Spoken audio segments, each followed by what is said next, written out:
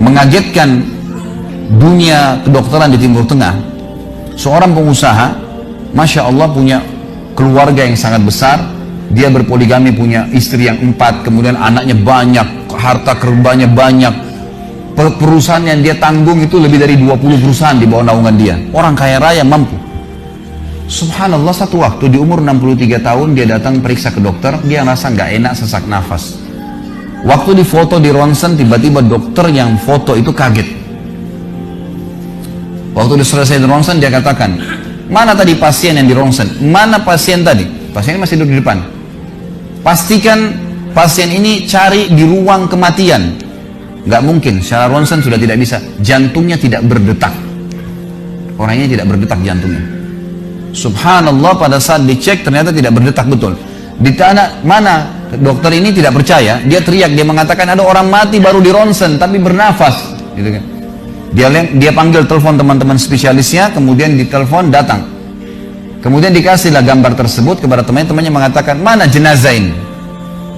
Kata temannya, dokter yang satu yang foto pertama, ini bukan jenazah, ini orang yang lagi duduk. Kaget dokter yang kedua, jantungnya tidak berdetak secara medis, nggak mungkin bisa hidup. Bagaimana ceritanya nih? Dipanggil, apakah ini punya Anda? Dia bilang, iya ini punya saya. Dicek lagi kedua kali, benar. Dua-dua dokter ini tahu secara teoritis, shock. Ini nggak mungkin orang mati nih. Nggak ada ceritanya nih. Dipakai alat USG pun jantungnya tidak berdetak. Kok bisa hidup nih? Bisa ngobrol.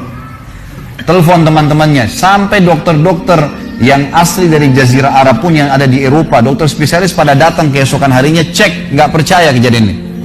Dicek ternyata benar. Kemudian ditelusurin lah, kira-kira bagaimana bisa orang ini masih bernafas, masih ngomong.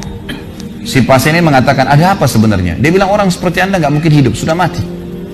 Lalu kata dia, apakah orang seperti saya, jantung tidak berdetak, bisa punya keluarga? Mereka bilang, mustahil. Dia bilang, saya punya istri, dan saya melayani mereka. Apakah orang seperti saya bisa bekerja? Dia bilang, mustahil. Saya menaungi 20 perusahaan saya.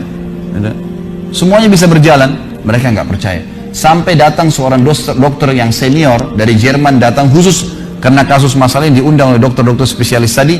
Dicek, ditemukan ternyata teman-teman sekalian, di bagian bawah jantungnya ada urat-urat saraf seperti terbuat, ya, seperti dibuat secara alami yang mengalirkan darah-darah tertentu sehingga ada pompa nafas di situ.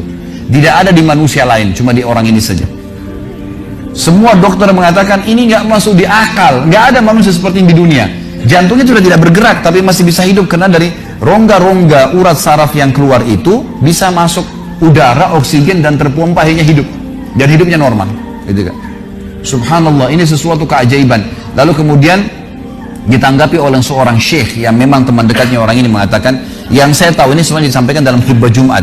Lalu dia mengatakan, yang saya tahu, orang ini tidak pernah ketinggalan puasa Senin Kamis, tidak pernah ketinggalan puasa Ayyamul Bid, semua puasa sunnah dan wajib dijalankan, dan tidak pernah buka puasa sendiri, pasti buka puasain orang lain. Tidak ada kegiatan sosial, buat gali sumur, bangun masjid, bagi kitab Al-Quran, tidak pernah kecuali dia ada di situ. Walaupun andilnya tidak besar, tapi selalu ada. Orang tuanya selalu dibaktiin, selalu bersedekah, selalu kalau datang kepada saya diskusi tentang masalahnya orang. Ini ada tetangga saya punya masalah begini, bagaimana jalan keluarnya secara syariat, dan seterusnya. Hidupnya sibuk dengan ibadah kepada Allah Subhanahu Wa Taala. Allah ciptakan urat saraf khusus sehingga bisa terpompa, ya, udara masuk ke jantungnya. Tidak ada operasi. Ini yang dikatakan yaj'al min amri yusra, mudah, aneh, dokter nggak masuk di akalnya. Dan ini banyak orang subhanallah lupa dengan Allah Azza wa Jalla. Subuh besok insya Allah kita akan bahas lebih jauh masalah itu. Mereka tidak tahu kalau kekuatan Allah SWT. Sakit, dokter, dok, bagaimana saya bisa sembuh? Subhanallah. Sebelum pergi akhi, ukhti, bilang, ya Allah, jadikan dokter ini penyebab saya sembuh insya Allah. Tapi kita tidak bergantung pada manusia. Kata Nabi SAW dalam hadis qudsi riwayat Bukhari, kata Allah Azza wa Jal, hai anak Adam, kalau kau menggantungkan nasibmu padaku, aku akan memenuhi semua kebutuhanmu. Tapi kalau kau menggantungkan nasibmu pada selain aku, maka aku akan biarkan kau dengan ketergantunganmu. Ya udah, terserah kamu, tidak akan bisa ditolong, gitu kan. Tapi kalau Allah Azza wa Jal turun tangan, sudah berbeda ceritanya teman-teman sekalian. أمي كم أهواها أشتاق لمرآها وأحن لألقاها وأقبل يمناها.